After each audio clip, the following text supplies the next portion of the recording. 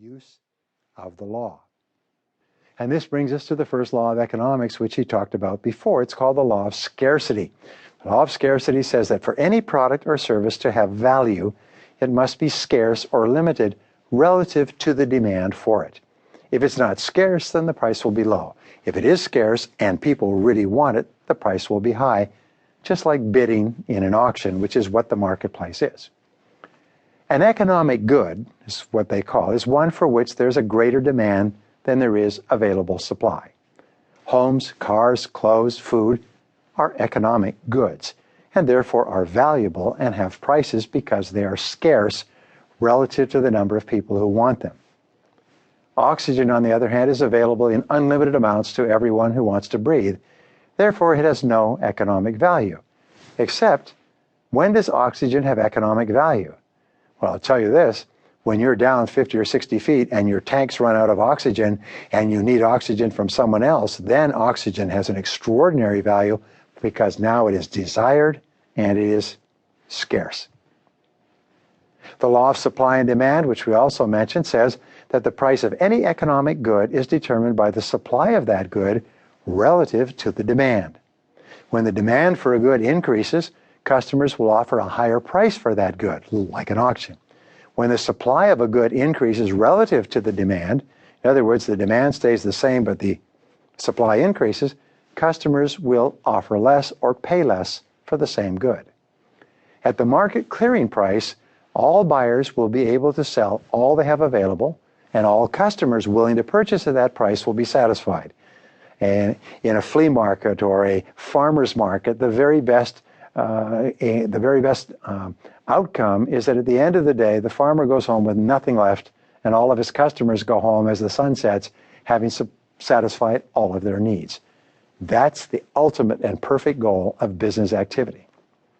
Now, human nature has not changed for many thousands of years.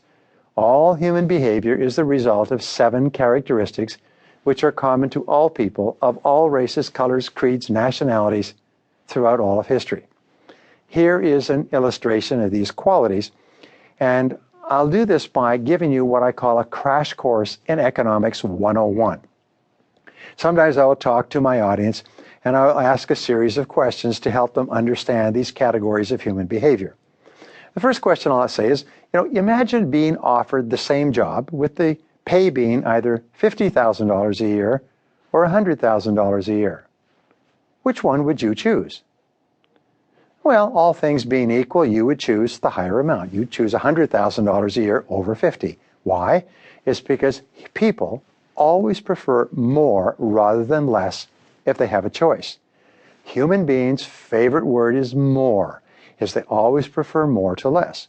This means that everyone, using this definition, is greedy in his or her economic choices.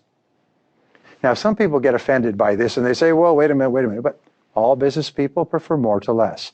All human beings prefer more to less. There's nothing wrong with being greedy. The word greedy is a word that has been created in politics and religion to beat people with, because human beings cannot avoid being greedy. In gravity, things fall down. Human beings prefer more to less. That's just the way it is. It is only the way that they demonstrate this. If they demonstrate it in harmful behaviors to others and to themselves, then it's a bad quality. If they demonstrate it by finding better, faster, cheaper ways to serve more people and make more money by helping people, then it's a good quality. But the word greedy itself and all these other words are all neutral. It's only the way they're expressed. So here's the second question in our Economics 101 class. Imagine that you could receive $100,000 per year for an easy job, or you could receive the same amount for a difficult job.